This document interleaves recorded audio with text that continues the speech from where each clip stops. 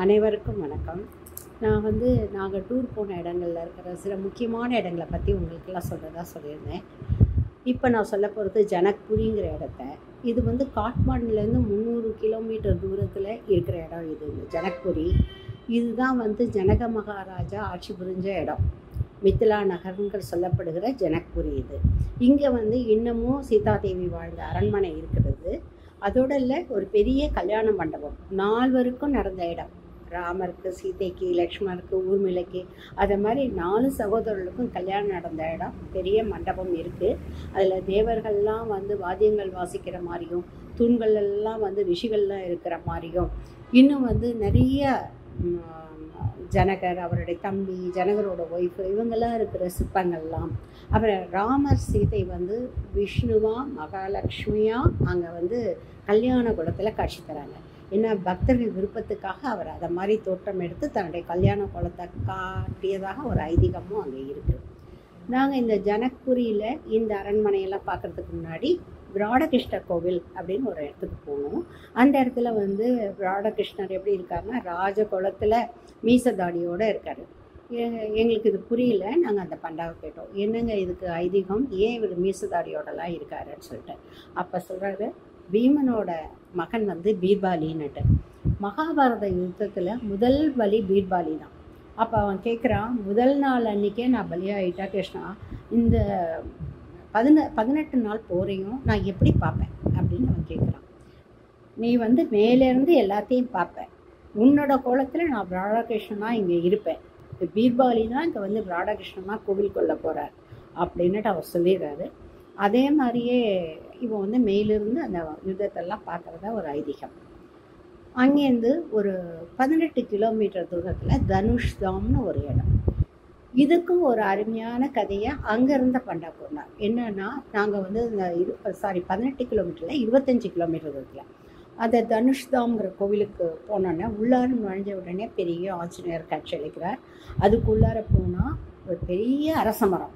அந்த அரச மரத்தோட வேர் வெளியில தான் இருக்குது, வெளியிலேயே தான் வளர்ந்துருக்கு. அது எப்படி இருக்குன்னா, ருத்ராட்ச கொட்டையை அடுக்கி வில் வரைஞ்சா எப்படி இருக்கும், அதே போல் ருத்ராட்ச கொட்டையாக அந்த வில் வளர்ந்து வருது. அந்த வில் இன்னும் முடிவடையில், அப்படி தான் வளர்ந்து வந்துட்டு இருக்குது. அது அந்த இடத்த சுற்றிலும் சிறு கடவுளோட உருவங்கள் நிறைய இருக்குது. அப்போ இந்த இடத்துக்கு என்ன ஐதீகம், இது ஏன் தனுஷ்தாம்னு பேர் வந்தது, தனுஷ் மாதிரியே அந்த வில் மாதிரியே அந்த உருவம் இருக்கிறதுக்கு என்ன காரணம், இப்படியெல்லாம் நாங்கள் அவர்கிட்ட கேட்டோம். அப்போ அவர் சொன்னார், திருபுராந்தகன் ஒரு அரக்கன் தான். அவன் சிவனை நோக்கி நிறைய காலங்கள் தவம் இருந்து சிவனோட எல்லா சக்தியையும் பெற்றுட்டு முனிவர்களையும் தேவர்களையும் ரொம்ப கொடுமைப்படுத்த ஆரம்பிச்சிட்டான். உடனே தேவர்களும் முனிவர்களும் போய் மகாவிஷ்ணுவை தஞ்சடைகிறாங்க. அவனை எப்படியாவது அழிக்கணும் அப்படின்னு கேட்குறாங்க. இதுக்கெல்லாம் காரணமானவர் சிவபெருமான். நீங்கள் சிவபெருமானையே நேராக போய் பாருங்க அப்படின்னு அவர் சொல்லிடுறாரு. உடனே சிவபெருமானுக்கிட்ட போய் எல்லாரும் சரணடைகிறாங்க. எப்படியாவது இந்த திருபுராந்தகனை அழிக்கணும் சிவபெருமானே, ஈசனே அப்படின்னு கேட்குறாங்க. உடனே ஈசன் சொல்கிறாரு, ததிகினின்னு ஒரு முனிவர் இருக்கார், அந்த முனிவரோட உடலை தானமாக நீங்கள் வாங்கிட்டு வாங்க அப்படின்னு சொல்கிறாரு. அதே மாதிரியே ததிகினி முனிவரோட உடலை இவங்க தானமாக பெற்று வராங்க. அவரோட முதுகெலும்பிலிருந்து 3 ஆயுதங்களை சிவபெருமான் செய்கிறாரு. அதில் ஒன்று தான் வஜ்ராயுதம், இன்னொன்று ஷாரங், இன்னொன்று பினாகி தனுஷ்.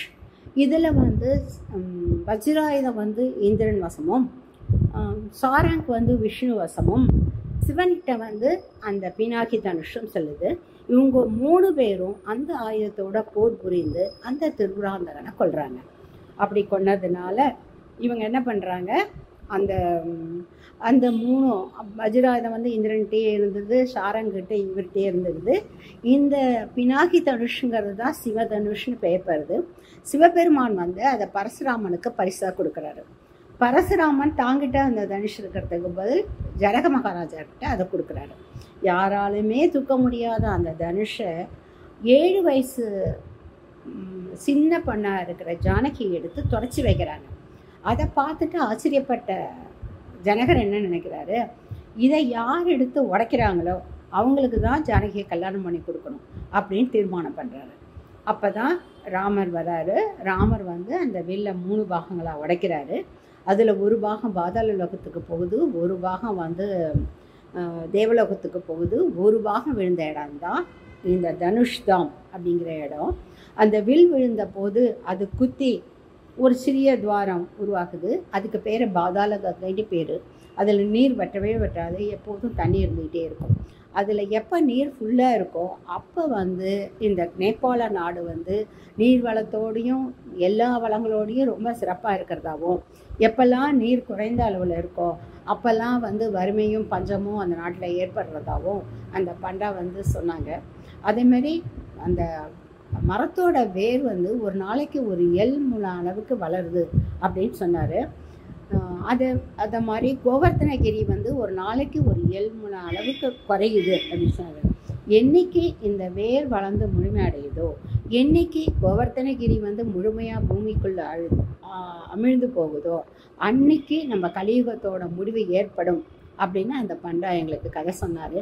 கேட்கறதுக்கு பிரமிப்பாக இருந்தாலும் இதெல்லாம் உண்மையாக இருக்கிறதுக்கு வாய்ப்பும் இருக்குதுன்னு நினைக்கிறேன். நன்றி, வணக்கம். நீங்களும் டைம் கிடைச்சா, உங்களுக்கு வந்து இதெல்லாம் போக முடிஞ்சா கண்டிப்பாக போய் பாருங்கள். ரொம்ப ரொம்ப சிறப்பான இடம், ரொம்ப நல்லா இருந்தது. அதனால் நீங்களும் பாருங்கள். நன்றி, வணக்கம்.